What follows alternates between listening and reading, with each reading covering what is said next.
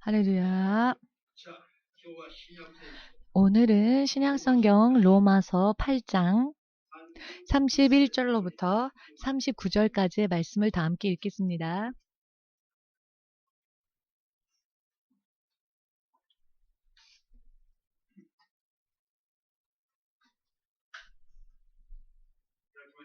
다 찾으셨습니까?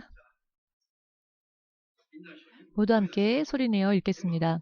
그런즉 이 일에 대하여 우리가 무슨 말하리요? 만일 하나님이 우리를 위하시면 누가 우리를 대적하리요? 자기 아들을 아끼지 아니하시고 우리 모든 사람을 위하여 내어주시니가 어찌 그 아들과 함께 모든 것을 우리에게 은사로 주지 아니하시겠느뇨? 누가 능히 하나님의 택하신 자들을 송사하리요? 의롭다 하신 이는 하나님이시니 누가 정죄하리요? 죽으실 뿐 아니라 다시 살아나신 이는 그리스도 예수시니 그는 하나님 우편에 계신 자요 우리를 위하여 간구하시는 자신이라. 누가 우리를 그리스도의 사랑에서 끊으리요? 환난이나 공고나 핍박이나 기근이나 적신이나 위험이나 칼이랴. 기록된 바 우리가 종일 주를 위하여 죽임을 당케 되며 도살할 양같이 여김을 받았나이다 함과 같으니라. 그러나 이 모든 일에 우리를 사랑하시는 이로 말미암아 우리가 넉넉히 이기느니라. 내가 확신하노니 사망이나 생명이나 천사들이나 권세자들이나 현재일이나 장래일이나 능력이나 높음이나 깊음이나 다른 아무 피조물이라도 우리를 우리 주 그리스도 예수 안에 있는 하나님의 사랑에서 끊을 수 없으리라. 아멘. 기도하겠습니다. 지금도 살아계시며 하나님 보좌 우편에 계시며 세상에 있는 모든 사람들을 위하여서 간구하시는 중보하시는 만군의 주 예수님을 구원주로 영접하여 믿는 한 사람 한 사람이 이제 하나님의 자녀가 되는 자격을 얻어 주님 앞에 이렇게 나와왔습니다.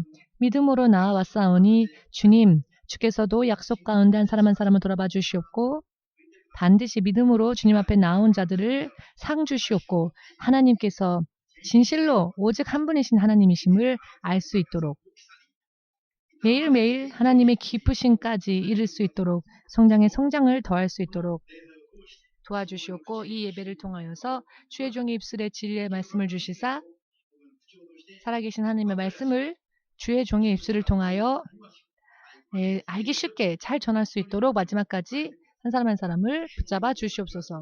예수님 하나님의 뜻만이 이루어지는 시간 될 수 있도록 마지막까지 축복하여 주시옵소서. 그 결과 우리들에게는 영원한 생명의 구원이 확정되어지게 하시옵고 그와 함께 주께서 주신 모든 축복도 이루어지는 그와 같은 귀한 시간 될 수 있도록 한 사람 한 사람을 인도하여 주시옵소서. 예수님의 거룩하신 이름으로 기도합니다. 아멘. 할렐루야.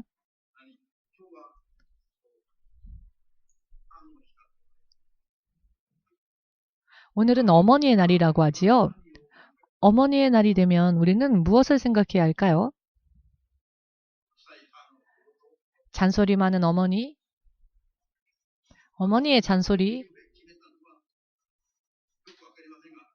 어머니의 날이 왜 정해졌는지는 잘 모르겠지만 그러나 그 어머니의 사랑과 어머니의 은혜를 상기하며 어머니에 대하여 감사하는 어떤 기념의 날로서 이렇게 정해진 게 아닐까라고 그 정해진 기원에 대해서 생각해 봅니다. 그런데 우리들에게는 육신에 있어서의 어머니, 아버지, 육신에 있어서의 부모님 뿐만이 아니라 하나님 나라에서 영원한 아버지가 계시는데요. 할렐루야. 이 땅에 있는 육신의 어버이와 그 사랑과 그리고 하늘에 계신 하나님의 사랑을 우리가 함께 생각해 볼 필요가 있습니다. 이 땅에 있는 부모의 사랑에 감사하는 마음이 있다면 하늘에 계신 아버지의 사랑과 그 은혜에 대하여서도 우리가 감사를 항상 느껴야 하고 또 하나님의 그 은혜에 대한 기념을 해야 할 것이며 그 사랑에 대해서 우리가 깨닫고 우리가 하나님의 자녀로서 어떻게 살지에 대해서 온전히 생각해보고 인생의 방향을 결정지을 필요가 있습니다. 아멘. 8세기, 18세기에 태어난 영국인 존 뉴턴이라고 하는 사람이 있습니다. 여러분들이 405장 나 같은 주인 살리시니 찬양을 참 명곡이지요. 이 405장 찬송가는 찬송이면서도 불구하고 예수님을 믿지 않는 사람들도 다 아는 그런 곡이지요. 믿지 않는 가수들조차도 자주 이 곡을 선정하여서 부르곤 합니다. 약 300명 가깝게 300년이라는 시간 동안 온 세상의 명곡으로 전해지는 곡인데요. 이 곡을 작사 작곡한 분이 존 뉴턴이라는 목사님이신데 이 찬양처럼 온 세상에 하나님의 사랑을 정말로 있는 그대로 전한 그런 찬양, 그런 사람은 없을 겁니다.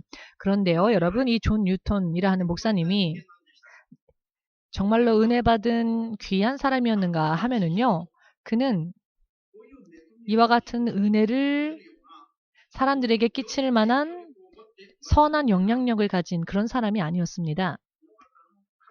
이분의 과거, 이분이 예수님을 만나기 이전에 어떠한 삶을 살았는지를 들어보면 정말 짐승보다도 못한, 어떻게 이런 사람을 사람이라 할 수 있을까? 차라리 사람이 사는 세상에서 치워버리는 게 낫다라고 할 정도로 사람이라 할 수 없을 정도로 짐승과 같은 정말로 잔인하고 잔혹한 짐승보다도 못한 그런 과거를 보낸 사람이었습니다.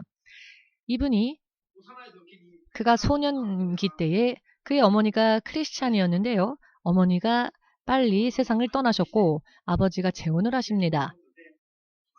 그리하여 계못을 하여서 자라나면서 이 존 뉴턴의 삶이 황폐해지게 되었고 마침내는 그 당시 영국에서는요. 어떠한 일이 있었냐면 아프리카의 여러 많은 나라에서 흑인들을 동물 이하에 취급을 하면서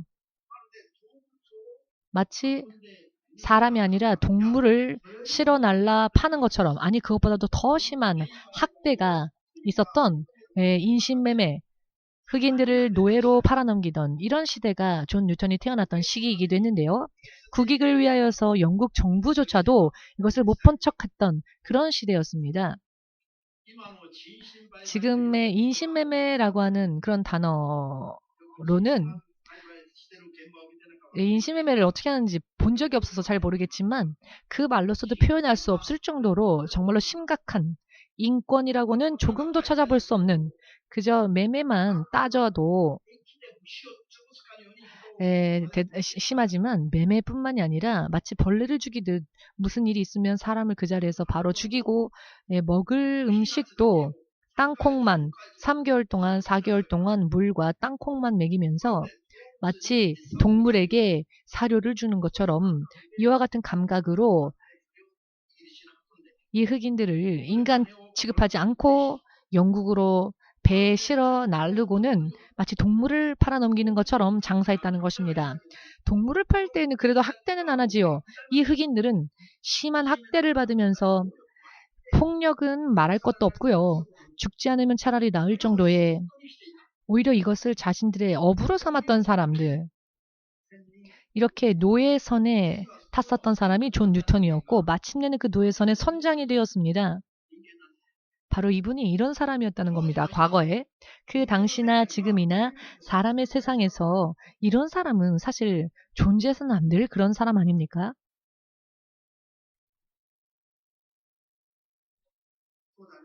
그렇지 않습니까? 과거에 나도 그런 일 했는데 한 사람은 솔직하게 손 들어 보십시오. 용서해 주겠습니다. 솔직하게. 지금 손을 드는 사람이 있다면 예수님의 사랑을 아무리 말하여도 어쩌면 그 사람을 경멸하거나 더 이상 상대를 하지 않으려고 할지도 모르겠습니다. 정말 말로는 표현할 수 없는 잔혹한, 잔혹의 끝을 달린 그런 일을 자신의 직업으로 삼았던 사람이 바로 존 뉴턴이라는 것입니다. 그가 어느 날 이렇게 죄 짓는 생활을 몰두하며 살고 있었을 때에 많은 노예들을 또 배에 가득 싣고 실른다라기보다는 마치 그 어떤 짐을 쌓는 것처럼 그 사람들이 조금도 몸을 움직일 수 없을 정도로 흑인들을 말입니다. 그 사람을 실었다라기보다는 짐을 마치 쌓아 올리는 것처럼 사람을 사람으로서 취급하지 아니하고 배에 싣고는 항해하던 중 심각한 풍파가 일어났습니다. 그래서 이렇게 잔인했던 존 뉴턴조차도 그 풍파 앞에 죽음의 공포를 느꼈답니다. 그리고 이거는 어떻게 손을 쓸 수가 없는 것이구나. 이거는 죽을 수밖에 없구나. 이렇게 생각을 하며 절망에 빠졌던 그때에 어떤 빛과 같은 생각이 떠오르더랍니다. 그것은 그가 아직 어렸었을 때 빨리 돌아가셨던 어머니가 크리스찬이었다고 하지 않았습니까? 그 어머니가 기도하던 모습, 하나님께 기도하던 모습이 갑자기 빛과 같이 떠오르더랍니다. 그래서 존 뉴턴 자신이 그 어머니가 부르던 예수님, 그 이름을 처음으로 부르면서 그 배 안에서 무릎 꿇고 광풍 속에서, 풍랑 속에서 하나님께 기도한 것입니다. 정말로 하나님께서 살아계시고 당신이 하나님이시라면 지금까지 저의 모든 죄를 용서해 주시고 저를 살려주십시오 라고 기도를 했답니다. 그랬더니 이 자식아 죽어라 라고 하지 않으시고 하나님께서는 그 자리에서 그의 모든 죄를 사하여 주시었고 그는 무사히 영국으로 돌아갈 수 있게 되었습니다. 영국에 그가 도착한 뒤에 정말로 그는 진실로 자기의 죄를 깊이 뉘우치고 회개하여 예수님을 구원주로서 온 마음으로 영접하고 마침내는 그가 목회자가 된 것입니다. 그리고 난 뒤 이 하나님의 놀랄 수밖에 없는, 이해할 수 없는, 표현할 수 없는 그 하나님의 사랑, 그 사랑에 대해 성령의 감동을 따라 지은 찬송이 바로 나 같은 죄인 살리신 405장 찬송이라는 것입니다. 정말 말로 어찌 표현할 수 없는 양심적인 어떠한 가책도 느끼지 않으며 사람 같지도 않았던 짐승보다도 못했던 그런 존재가, 그런 사람이 도대체 어디에서 그런 양심이 있었고 어떻게 이런 아름다운 노래를 지을 수 있었을까요? 이것은 그가 스스로 만들어낸 것이 아닙니다. 100% 그를 강하게 붙잡으셨던 예수님으로 인해 온 세상 모든 사람들에게 영향을 끼치는, 자손 대대로 영향을 끼치는 변함이 없는 찬양, 하나님의 사랑을 바다의 물결처럼 온 세상에 퍼지게 만드는 사랑의 파장, 자손 대대로 이 사랑이 전해질 수 있도록 찬양을 만드시도록 하신 것입니다. 지금도 변함없이 세상에 있는 많은 죄인들을 심판하시기보다 구하시는 것을 기뻐하시는 예수 그리스도의 사랑, 그 사랑의 결과로 인해, 그 능력으로 인해 이와 같은 찬양을 지을 수 있었다는 것을 믿으신다면 주님 앞에 영광을 돌리시기 바랍니다. 아멘.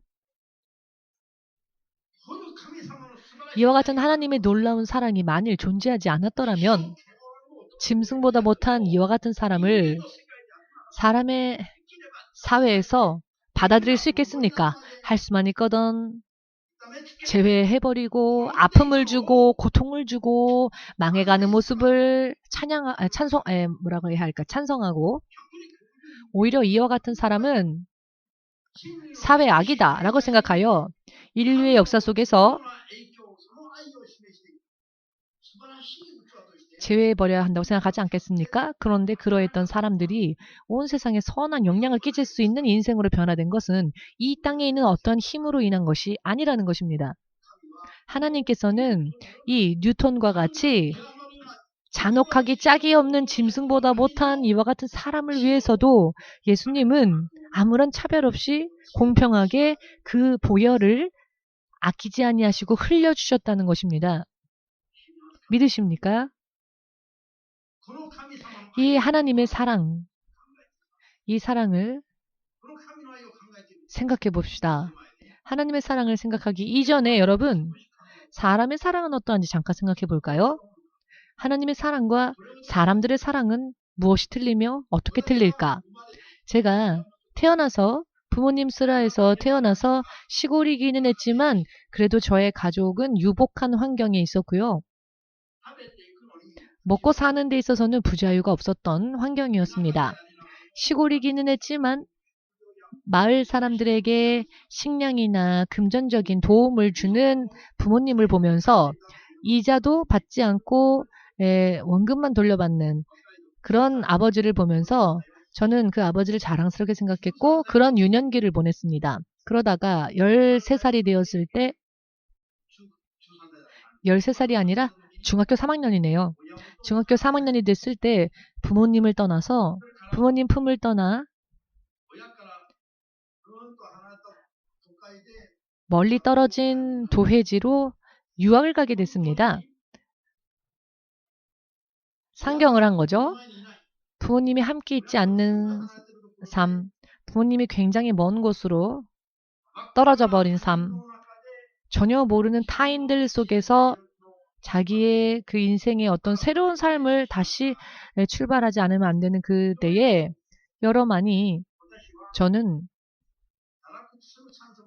타락할 수 있을 만한 찬스도 얼마든지 있었고요. 많은 유혹도 있었습니다. 부모님으로부터 떨어져서 저 혼자 있으니까요. 여러분들 눈초리가 바뀌셨습니다. 여러분들이 생각한 것 같은 나쁜 짓 안 했습니다.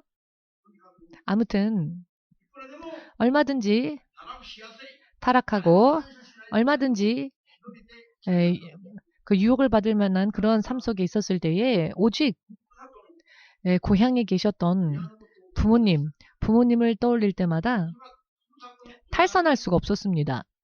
고향에 계신 부모님이 나를 어떻게 생각하고 어떤 소망을 갖고 있는지를 알고 있었기 때문에 그 부모님의 마음을 내 가슴에 품고 그래서 유혹이나 탈선할 수 있는 여러 많은 기회들은 있었지만 오히려 그와 같은 기회에 휩쓸리지 않도록 스스로 조심했고 어찌하면 부모님의 그 마음에 보답할 수 있을까라고 생각하며 공부에 학업에 전념을 했습니다. 그래서 어디를 가더라도 우수하다. 참 선량한 학생이다. 모범생이다. 그리고 친구들 사이에서도 친구들의 부모님들도 야, 이 심군을 좀 닮아라 라는 이야기를 들을 정도로 열심히 살았고요. 그 이유는 나를 사랑하는 부모님을 배신할 수 없다라는 마음이 있었기 때문이었습니다.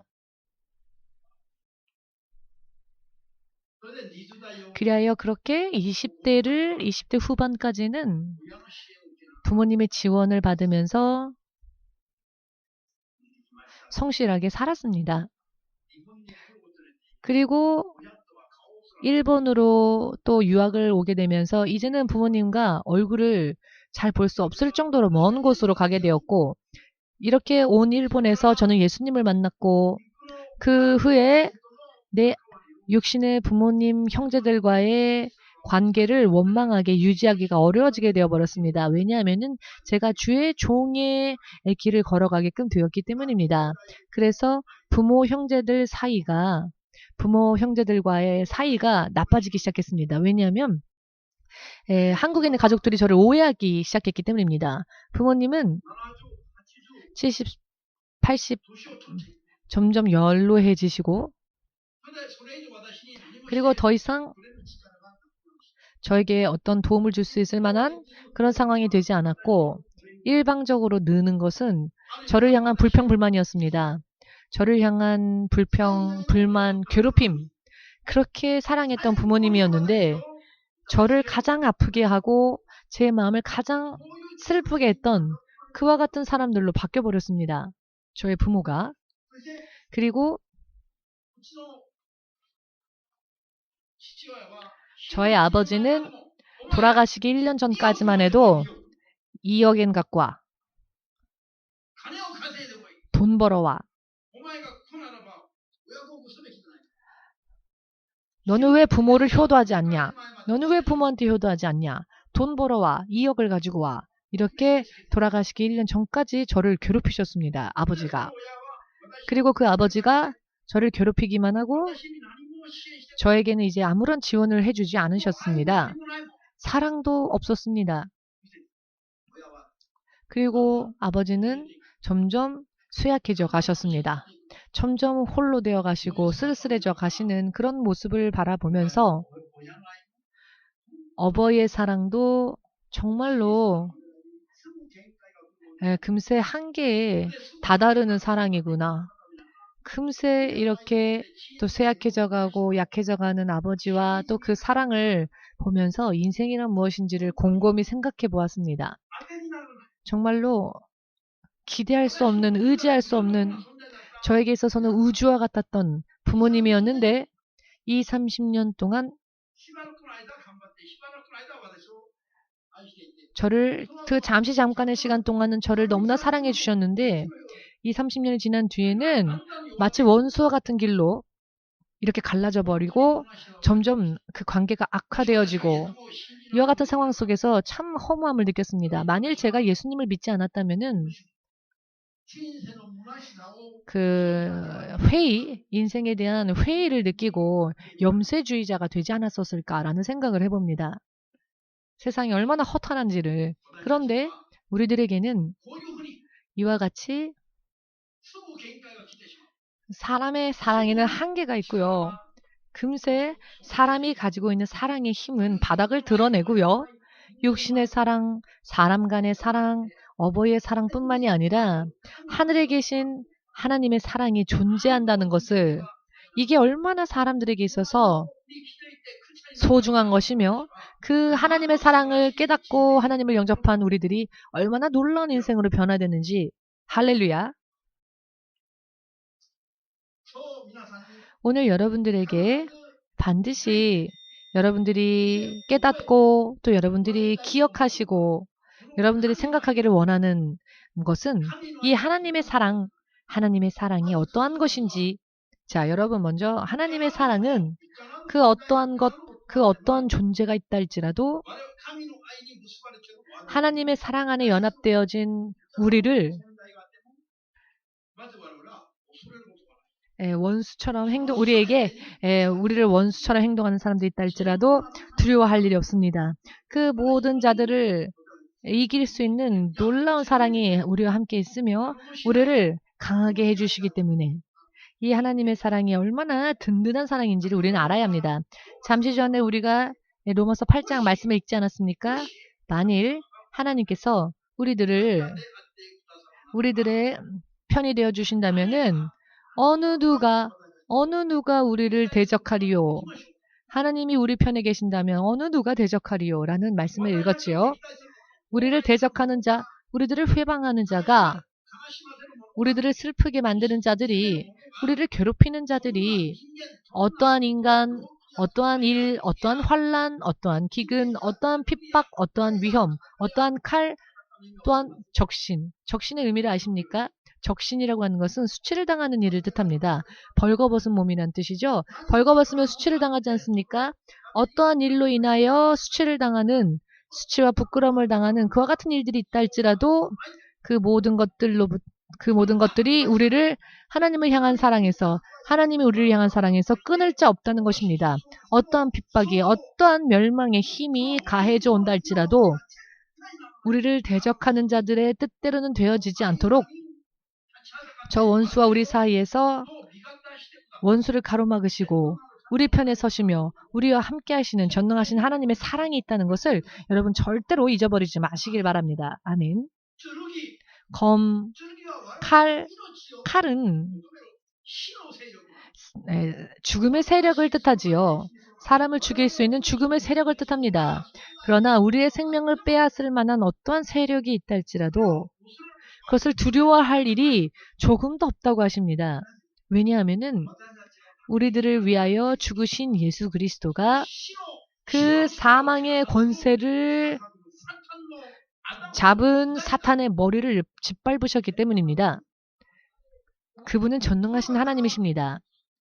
그분께서 여러분들의 생명을 취하고자 하는 칼의 위협이 여러분들에게 온다 할지라도 예수님의 사랑이 우리를 떠나지 않는 한, 예수께서 우리들의 편이 되어 주시는 한 그 조금도 죽음의 공포에 대해서도 느낄 필요가 없다는 것입니다. 이렇게 전능하신 하나님의 사랑이 바로 예수 그리스도의 사랑이라는 것을 믿으시기를 바랍니다. 아멘 되십니까? 육신의 부모님이 계시죠? 그러나 육신의 부모님이 계시더라도 그 사랑은 한계가 있습니다. 결혼을 하지요. 부부간의 사랑, 혹은 부모와 자식 간의 사랑, 혹은 친구와 친구 사이의 사랑, 혹은 국가가 국민을 지키는 그런 사랑? 그 어떤 사랑도요. 한때는 위로가 되어줄 수는 있겠지만 영원히 의지할 만한 것은 못 됩니다. 그것이 언제 원수처럼 바뀔지, 그 사랑이 언제 칼로 바뀔지, 그 사랑이 언제 적과 같이 될지 모르는 일입니다. 제가 일본 선교를 30년 이상 섬겨오면서 제 마음속 한켠에 언제나 저를 괴롭게 하고 아프게 하고 깊은 슬픔이 제 마음 한켠에는 있었는데요. 그것은 저의 부모님의 불신앙이었습니다. 계속 핍박하고 하나님을 섬기는 저를 핍박하고 원수처럼 행하시는데 이런 사이에 갑자기 심장이 멈춘다면 저 어버이가 어떻게 될 것인가? 내 부모를 지옥 속으로 점점 빠져가는 부모를 알고 있으면서도 보고 있으면서도 그 끝을 알면서도 부모님을 그 끝에서 건져내지 못한다면 저는 평생 마음 한켠에 깊은 슬픔이 사라지지 않은 채 그 슬픔 때문에 괴로워했을 것입니다. 저를 낳아준 부모님이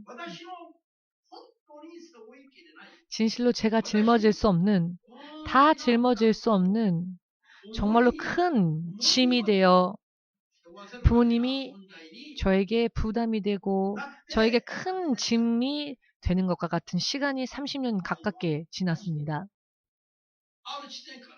부모님의 사랑은 어느 한 시점에서부터는 더 이상 저를 위로해 주지도 격려해 주지도 기뻐해 주지도 않고 조금도 의지되어 주지 못한 채 점점 약해지고 점점 작아지고 매일매일 예수님을 전하는 저에 대하여 폭언을 일삼고 욕을 하며 솔직히 말씀드려서 어느 날 이런 생각을 해봤습니다.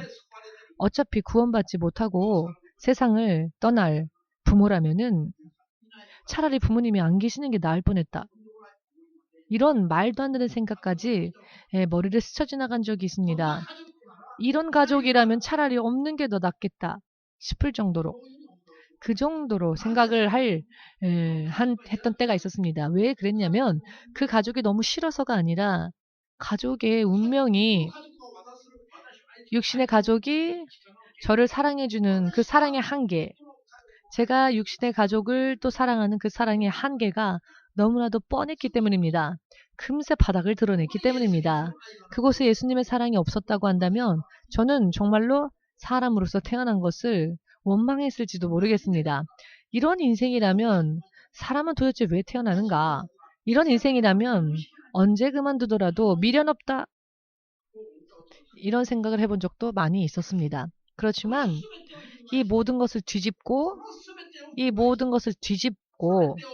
모든 것을 운명을 대역전시켜 주신 것은 바로 예수님의 사랑의 힘이었습니다. 이 사랑은 전능한 힘이었습니다. 저의 부모님을 하나님께서 천국으로 데려가시기 전에 저의 부모님에 대한 구원에 대하여서 저에게 확인해 주셨습니다. 그리고 저의 부모님을 80, 90이라는 세월을 사시다가 이제 하나님 나라로 가야 할 그때조차도 하나님은 저의 스케줄에 다 맞춰주셔서 단 하루도 어긋나지 않게 곤란하지 않게 해주신 것은 정말 언제 생각해도 참 신기합니다. 80살 이상, 90살 이상 산 사람의 마지막 그 모습을 저의 스케줄대로 단 하루의 오차도 없이 완전히 그 사이에 다 두시고 제가 곤란하지 않도록 저의 스케줄에 겹치지 않도록 저는 하나님께 말씀드렸습니다. 제 스케줄이 겹쳐버리면 부모가 돌아가시고 장례식 날이 된다 할지라도 저는 갈 수가 없습니다. 저는 안 가도 상관없지만 그러나 크리스찬이니까 목사이니까 부모의 장례식에도 안 오구나. 이렇게 믿지 않는 자들 사이에 하나님의 이름이 원망을 들으면 안 되니까요. 이것이 나쁜 평가로 남아져 버리면 좋지 않기 때문에 목사니까 목사라서 아버지가 돌아가셨는데 오지 않는구나. 이렇게 하면 하나님의 영광을 드러내지 못하지 않습니까? 라고 기도했더니 하나님께서 너가 말하지 않아도 다 알아. 정말로 전후 하루의 차이에 오차도 없이 부모님의 장례를 치를 수 있게 해주셨고 오전에 장례를 치르고 오후에 서울로 올라가서 그 다음 사역을 할 수 있도록 하나님께서 얼마나 기가 막히게 타이밍을 맞춰주시는지 언제 생각해도 감탄이 나옵니다. 하나님의 사랑은 조금도 우리를 힘들게 하지 아니하시고 정확하게 스케줄대로 지도하시며 인도하시며 작은 자의 기도까지 들어주시는 하나님의 신실하신 사랑과 그 하나님의 능력 이와 같은 하나님의 그 일하시는 모습을 보고 정말 감탄하지 않을 수 없었습니다. 세심하신 사랑에 대해서 저의 은사가 세상을 떠날 때에도 마찬가지였습니다. 한때는 저의 은사도 제 앞에서 심군 아니 왜 시험 문제에 이런 대답을 풀었어? 라고 잘 못 써? 라면서 저를 꾸짖으셨던 저의 은사였는데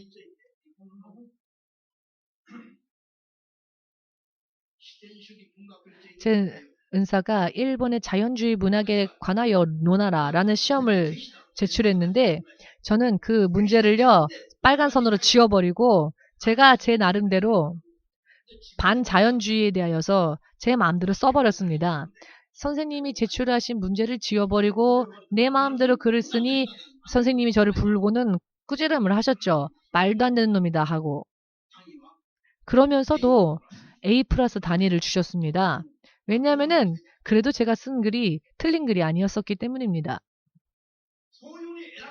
이렇게 저를 꾸짖으시고 혼내셨었던 은사였지만 사실 은사의 입장에서 볼 때는 말 잘 안 듣는 학생이었을 수 있지만 그 말 잘 안 듣는 학생의 입술에서 들은 예수님을 영접하고 저의 전도로 인해 천국으로 갔습니다. 더군다나 저의 은사도 저희 아버지 때처럼 한치의 오차도 없이 저의 스케줄대로 그분께 전도하고 그분을 하나님께로 쏘아 올릴 수 있도록 했습니다. 그런데요. 그렇게 했음에도 불구하고 저의 어머니도 저의 아버지도 저의 은사도 정말 저 때문에 제가 전도해서 지금 은사했을 텐데 어떻게 전화 한 통화 없네요. 코로나 때문에 괜찮니? 일본이 지금 난리라는데 이렇게 코로나 때문에 괜찮냐고 전화도 안 해주네요. 그것이 사람의 한계죠. 그 끝입니다. 그걸로. 자기들은 구원받고 천국의 낙원에서 기뻐 춤추면서 먹고 마시면서 기뻐하고 있을 겁니다. 행복을 누리고 있을 겁니다. 그러면서 전화 한 통화도 해주질 않습니다. 부모님이랑 은사가. 그러니 사람의 한계는요. 바닥이 드러나지 않습니까? 사람의 사랑의 한계는 바닥이 드러납니다. 이렇게 일본에서 열심히 하고 있는데 전화도 안 해줍니다. 듣고 있나요? 부모님? 자, 무슨 말인지 의미를 이해하시겠지요. 바로 이것이 사람의 사랑의 한계라는 겁니다. 구원받고 하늘로 가서 즐기고 누리고 있지만 전화 한 통화 할 수 없습니다. 부모는 죽으면. 그런데 예수님은요. 로마서 8장 34절에서 읽었지요. 기억하십니까? 생명을 버리시고 아낌없이 그 피를 우리를 위해 흘려주신 것뿐만이 아니라 그리고 부활하여 하늘로 올리우신 것뿐만이 아니라 지금도 하나님의 우편에 계시며 세상에 있는 우리들을 우리의 아픔과 우리의 슬픔과 우리의 고통을 함께 느끼시고 우리와 함께 하시면서 우리를 위하여 간구하고 계시다는 것입니다. 아직도 의미가 보이지 않으십니까? 하늘에 올리우신 것으로 끝난 게 아니라 하늘의 보좌에서 왕으로서 누리시는 것뿐만이 아니라 지금 세상에 있는 모든 죄인들의 그 아픔과 슬픔과 환경을 다 보시고 그 아픔과 슬픔도 같이 느끼시면서 우리와 함께 하시면서 우리들을 위하여서 우리가 코를 골며 자고 있을 때조차 예수님은 우리들을 위하여서 기도하시고 간구하시는 하나님이시라는 겁니다. 여러분은 이 사랑을 늘 깨닫고 있습니까? 늘 기억하고 있습니까? 기억하지 못하니까 아무렇지도 않게 범죄하지요. 지금 이 자리에서 예배를 드려야 하는 사람들이 이 하나님의 사랑을 감사하고 또 전해야 될 사람들이 코로나 바이러스가 무서워서 지금 숨어 있습니다. 술래잡기 합니까?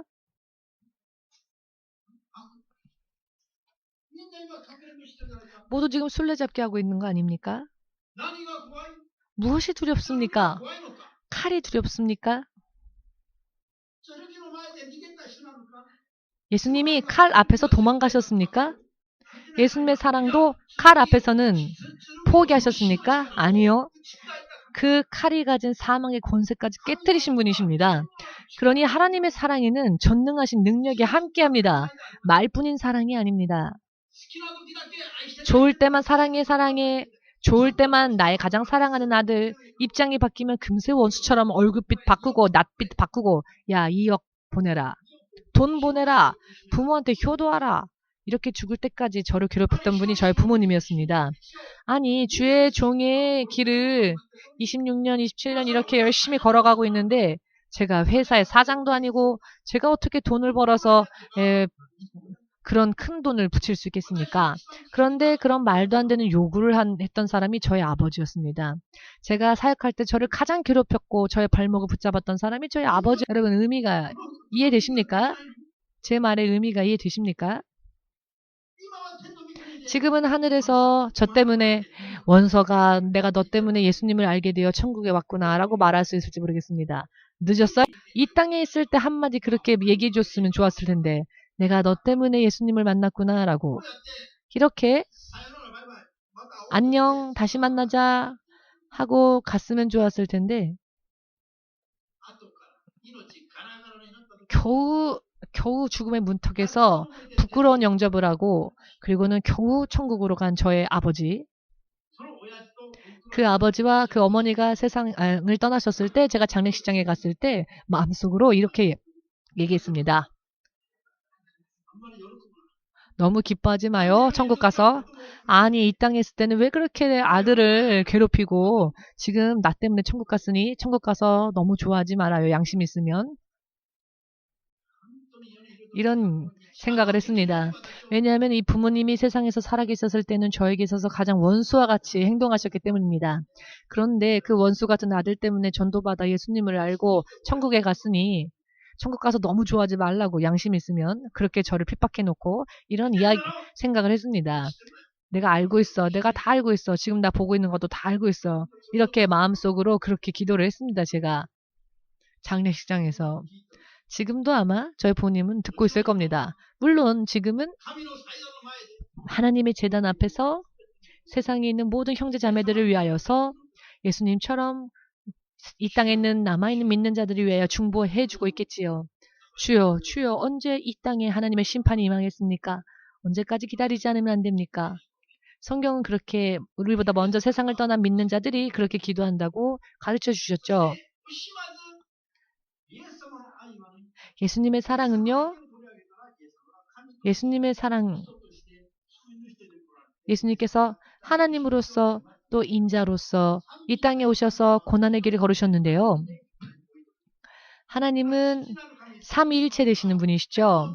창조주 하나님은 삼위일체로서 하늘에 계시면서 아들을 보내셨고 아들이 십자가 위에서 죄 없는 그 아들이 죄 없는 그 성자가 모든 이들을 구하기 위하여 모든 아픔과 고통을 십자가의 길을 묵묵히 걸어가시는 그 아들의 모습을 보시면 하나님 아버지께서 대신 죽고 싶을 정도로 그런 마음을 느끼지 않으셨겠습니까?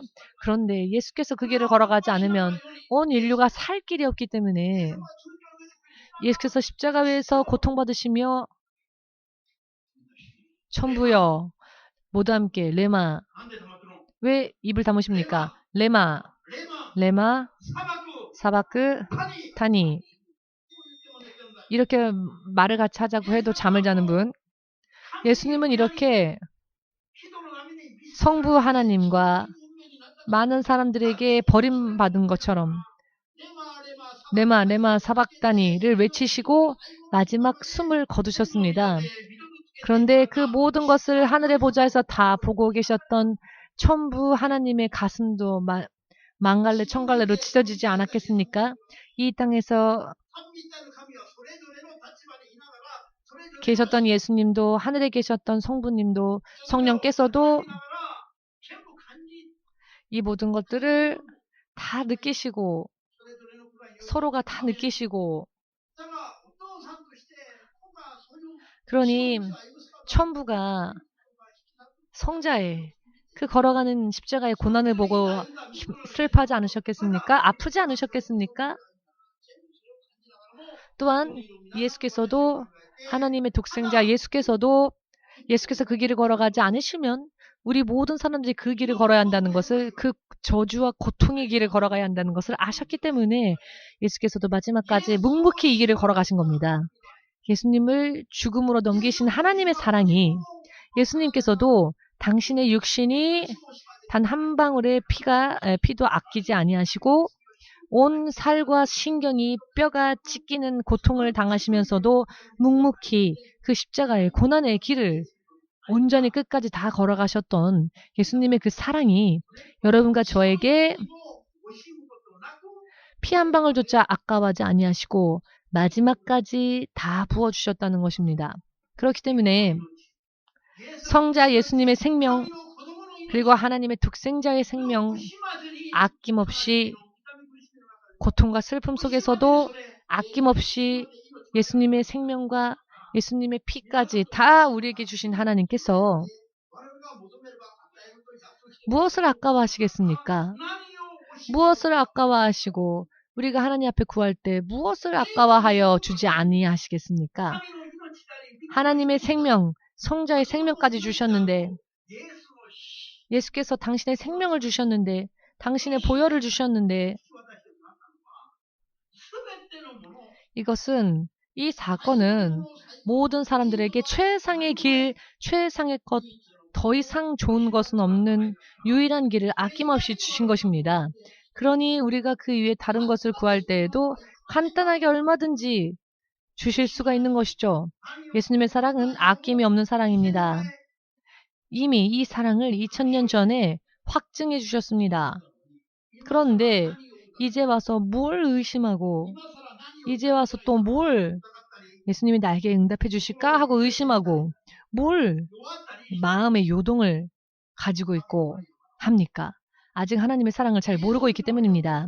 예수님의 이름을 부르고는 있을지 모르겠지만 전능하신 그리고 아낌없이 주시는 하나님의 사랑을 완전히 알고 있지 못하기 때문에 무슨 일만 터지면 금세 하나님을 원망하고 무슨 일만 생기면 하나님을 의지하지 않고는 돈을 의지하고 어떤 도움을 줄 수 있는 세상의 것을 의지하고 모든 것이 하나님 안에 있는데 말입니다. 할렐루야. 아멘 되십니까? 아무것도 아낌없이 주셨으니 우리도 두려워할 일이 없으며 아까워하지 말아야 합니다. 잠시 전에 말씀드린 것처럼 사람들이 쓰러지고 실족하고 곤란함을 겪고 고통을 당하고 있다면 이 모든 것들을 우리도 함께하면서 성령께서도요.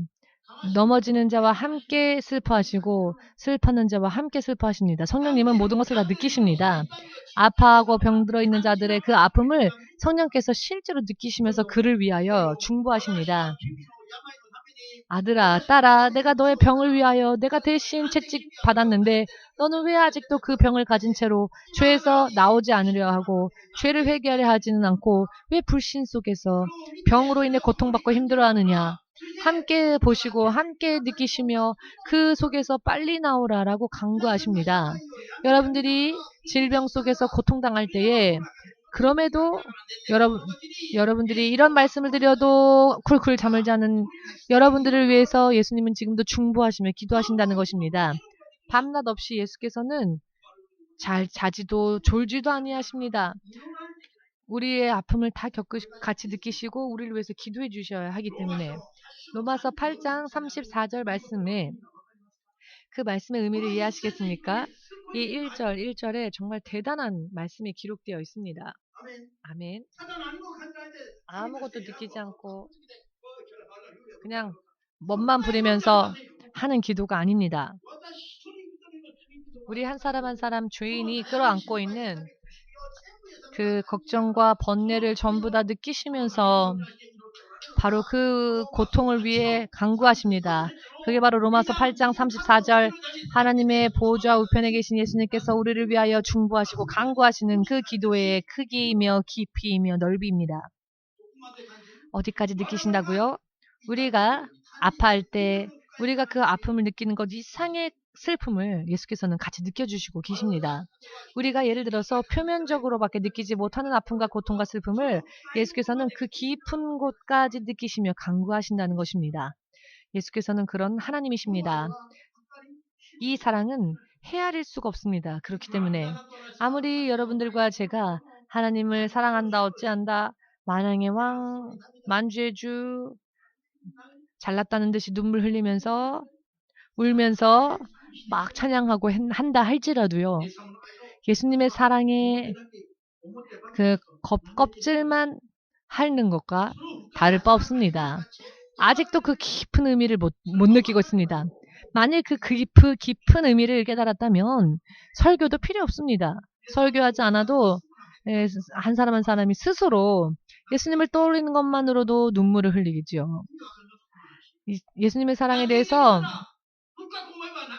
깊이 생각하면 눈물이 나니까 저도 설교를 할 때 느끼지 않으려고 웬만하면 느끼지 않고 전하려고 노력을 합니다. 왜냐하면 느끼면 깊이 느끼다 보면 눈물이 나서 설교를 할 수가 없기 때문에 일부러 제가 마음을 강팍하게 하고 느끼지 않으려고 하면서 설교를 할 때도 많습니다. 왜냐하면 깊이 느끼다 보면은 울컥 치밀어 오르기 때문에. 그러나 이렇게 예수님의 사랑도 느낄 수 있는데요. 이것을 느낄 수 있는 사람은 성령에 충만한 사람입니다. 성령에 충만하면 하나님의 깊으신 사랑을 알 수 있으며 깊은 예수님의 사랑을 알게 되고 그래서 내부에서부터 내면에서부터 눈물이 납니다. 그러나 이것은 슬픔의 눈물이 아니라 기쁨의 눈물입니다. 할렐루야. 아멘. 그렇기 때문에 이 사랑은 계속 끝이 없기 때문에 또한 변함이 없는 사랑입니다. 입장이 바뀌어도 환경이 바뀌어도 신실하게 죄를 회개하고 예수님의 보혈을 의지하여 우리가 마음을 찢고 예수님의 이름을 부르는 그 순간 예수님은 응답하실 수 있습니다. 여러분, 이와 같은 하나님의 사랑의 능력을 경험하면서 우리가 체험하면서 살아야 합니다. 아멘 되십니까? 이와 같은 것을 체험하지 못하고 있기 때문에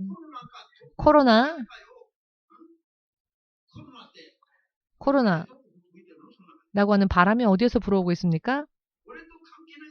나랑 관계없는 겁니다. 아니, 그것보다 1000배로 더 강한 게 온다 할지라도 관계없습니다.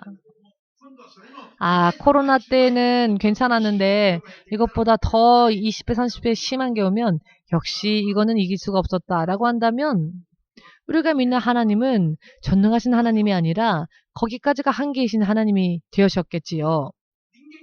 사람보다는 조금 뛰어나지만 그 이상을 가면 역시 한계에 부닥쳐버리는 그런 하나님이 되어버리셨겠지요.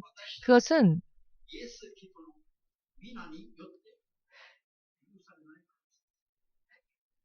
예수 그리스도가 허락하지 않으시는 일입니다. 예수님은 전능하십니다. 지금의 코로나 바이러스보다 1억 배 더 강한 것이 온다 할지라도 대처하는 방법은 동일합니다. 똑같이 믿음으로 계속 걸어가면 됩니다.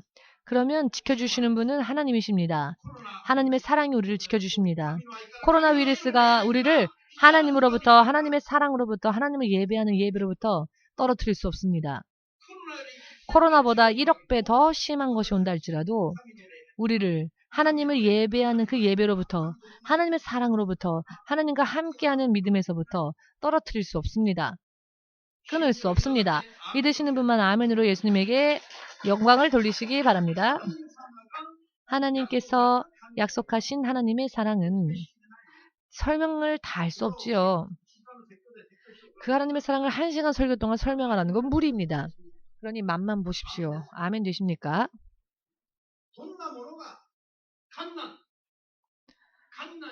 환난이나 검이나 칼이나 죽음의 권세나 어떠한 핍박이나 어떠한 괴롭힘이나 어떠한 빈곤이나 어떠한 적신이나 부끄러움과 수치를 당하는 일이 닥쳐온다 할지라도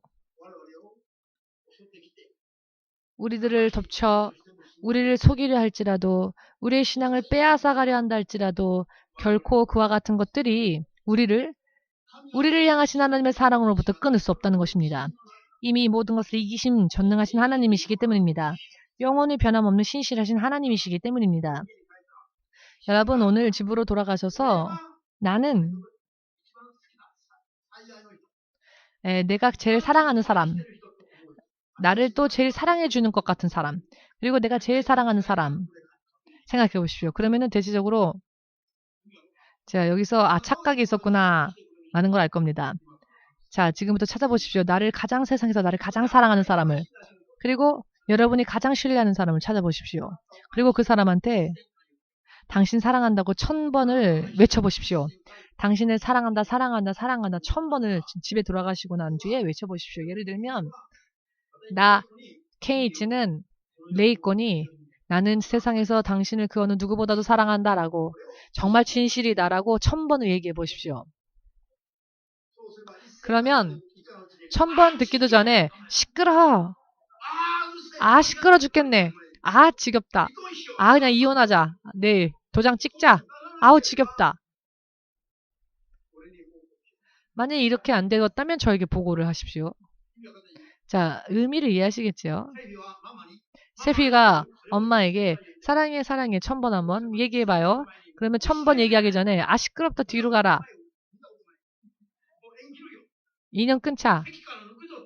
호적에서 파겠다. 라고 말할지도 모르겠습니다. 왜냐하면은 금방 질려버리거든요. 아무리 당신이 사랑을 고백하여도 질려버립니다. 왜냐하면 사람의 사랑에는 한계가 있기 때문입니다. 사람의 힘이 거기까지 있기 때문에 더 이상 견디지를 못합니다. 사람의 사랑이 가진 힘이, 사랑에 반응하는 힘이 거기까지 있기 때문에 그렇습니다. 그러나 예수님은요, 우리가 70번에 7을 곱하면 400몇십 번을 범죄에도 우리가 회개하면 하나님 우리를 용서해 주신다 하셨습니다. 그러나 여러분 하루에 490번이나 범죄하는 사람이 있겠습니까? 아침에 눈 떠서 밤에 잠잘 때까지. 초능력자가 아니고서야 아무리 범죄를 하는 죄인이라도 하루에 490번씩 죄를 범할 수는 없습니다. 아무리 죄인이라도 죄의 종류나 죄를 하나하나 만들어서 자기가 스스로 죄를 개발하고 그런 사람이 490번씩 그렇게 할 수 있는 사람이 있겠습니까? 하루에? 아무리 아무리 강도범이라 할지라도 하루에 490번이나 죄를 범할 수는 없습니다. 의미를 이해하시겠습니까? 그 정도의 죄를 범하여도 그 정도의 죄를 범하고 주님 잘못했습니다. 제가 또다시 범죄했습니다라고 진짜로 회개한다면 마치 아무것도 처음부터 애초에 없었던 것처럼 예수님의 보혈이 우리를 깨끗하게 정결하게 씻겨주셔서 처음에 아무런 죄를 범하지 않았던 것과 똑같은 상황으로 희게 해주시는 분이 예수 그리스도의 사랑의 능력이라는 것을 믿으시는 분만 아멘으로 주님 앞에 영광 돌리시기 바랍니다. 하루에 490번씩이나 범죄할 수도 없거니와 설령 범죄한다 할지라도 회개하면 다시 또 기뻐 받아주시고 다시 또 응답해 주시고 다시 또 말씀해 주시고 우리를 하나님의 사랑하는 자녀로서 여겨주시는 전능하신 하나님, 그 사랑은 오직 예수님에게만 있습니다. 여러분, 제가 예전에 어머니와 함께 절에 갔을 때 절에 가면 중들이 있죠?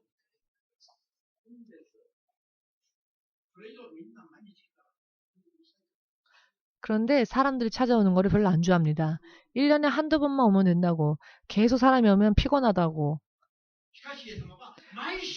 그렇게 얘기합니다. 그런데 예수님은요, 매주 와라, 수요일도 와라, 금요일 기도회도 와라, 매일매일 와서 기도해도 된다. 절대로 오지 마. 귀찮다라고 안 합니다. 어제 나리타상이 오늘 6시간 기도를 달성했습니다라고, 6시간 기도하고자 목표를 세우고 오늘은 6시간 기도할 수 있었습니다라고 이야기를 했는데요. 6시간씩 예수님에게 말을 걸어도 예수님은 싫어, 귀찮아, 저리 가라고 하지 않습니다. 더 사랑해 주시고 더 열심을 내라고 하십니다. 여러분, 도금은 벗겨지지만 순금은 벗기면 벗길수록 더 빛이 납니다. 한번 갈아보십시오, 사랑을. 그러면 그게 도금인지 정금인지가 보입니다. 메이코상의 사랑을 한번 갈아보십시오. 긁어보십시오. 제가 무슨 말을 하려고 하는지에 대한 의미를 이해하시겠지요? 사람은 간단하게 피곤해지고 간단하게 지겨워지고 간단하게 질립니다. 그러나 예수님은 그렇지 않으십니다. 우리가 예수님을 부르면 부를수록 더 깊이, 더 강하게 우리를 따뜻하게 끌어안아 주시는 분이시고 당신의 품 안에 넣어주시는 분이 예수 그리스도라는 것. 왜 못 느끼십니까? 왜 못 느끼십니까? 예수님에게 부족한 게 있을까요? 사랑이 부족하십니까? 능력이 부족하십니까? 예수님이 무언가 부끄러운 게 있으십니까? 옛날에 시골에서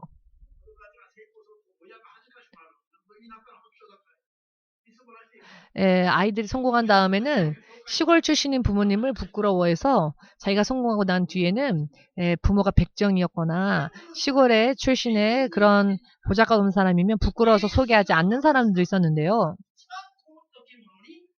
예수님은 우리가 예수님을 하나님 아버지라 부르는 것을 부끄러워하지 아니하시고 우리같이 죄인이며 우리같이 더러운 사람들이 하나님을 아버지라 부르는 것을 싫어하지 아니하시며 오히려 기뻐하시고 우리를 사랑해 주십니다. 예수님의 사랑, 하늘의 천군 천사가 별의 숫자보다 더 많다 할지라도 천군 천사 중 그 어느 누가 여러분들 앞에 나타난다면 모두가 다 너무 놀라서 쓰러질걸요. 천사 한 명만 나타나도. 그러나 이 모든 것을 다스리시는 주되신 예수님, 여러분, 이분 이외에 신이 없습니다. 여러분들과 저를 위하여서 무한히 하나하나 자세하게 세심하게 교제해 주시고 응답해 주시고 설령 죽었다 할지라도 다시 일으키시는 이 하나님의 사랑, 다른 곳엔 없습니다. 능력에 있어서도 권위에 있어서도 권세에 있어서도 유복함에 있어서도 크기와 깊이와 넓이에 있어서도 예수님의 사랑을 이길 수 있는 존재가 없습니다. 이 예수님의 사랑은 여러분들이 믿으면 믿은 만큼 여러분들의 것이 됩니다. 그러니 세상에 두려울 게 뭐가 있겠습니까? 높은 자도 두려워할 것이 없습니다. 다만 예수님을 향한 믿음이 온전한 믿음인지 내가 예수님 마음에 합당한지 그렇지 않은지 이게 우리가 두려워해야 할 문제입니다. 오늘은 조금이라도 하나님의 사랑을 좀 깨달으시고 이 하나님의 사랑으로 돌아가는 믿음으로 서서 앞으로의 여러분들의 인생을 하나님의 사랑으로 재편성하시길 바랍니다. 대체적으로 잘못되어 있기 때문입니다. 예수님을 중심으로 예수님을 향하여 성령의 붙잡힘을 받아 하나님의 뜻대로 사는 이런 삶을 산다면 어떠한 일이 일어난다 할지라도 우리는 안전합니다. 어떠한 미약한 자랄지라도 여러분, 존 뉴턴 정말 말도 안 되는 인간 쓰레기와 같았던 사람이 이렇게나 빛나는 존재로 되지 않았습니까? 예수님은 절대로 버리지 않으신다는 겁니다. 세상에서는 청소해버려야만 할 사람일 수는 있겠지만 그가 회개하면 하나님 나라에서 빛과 같이 빛나는 자로 만들어주십니다. 이런 것이 바로 예수님의 사랑입니다. 그러니 마음껏 의지하시고 마음껏 신뢰하셔서 여러분들의 온 생을 다 예수님께 집중하여 예수님의 사랑을 여러분들 것으로 하십시오. 그러면 가장 빛나는 하나님의 나라를 여러분들의 것으로 받을 수 있을 것입니다. 믿으시는 분만 아멘으로 주님 앞에 마음껏 영광을 돌리시고 오늘부터 인생을 재편성하셔서 예수 중심의 삶, 예수를 중심으로 하는 삶으로 재편성하셔서 예수님의 사랑에 언제나 충만함을 받는 그 같은 믿음의 삶을 살 수 있으시기를 예수님의 이름으로 축복합니다. 승리하시길 축복합니다. 자, 그러면 우리 예수님의 이름을 3번 부르고 함께 기도하겠습니다.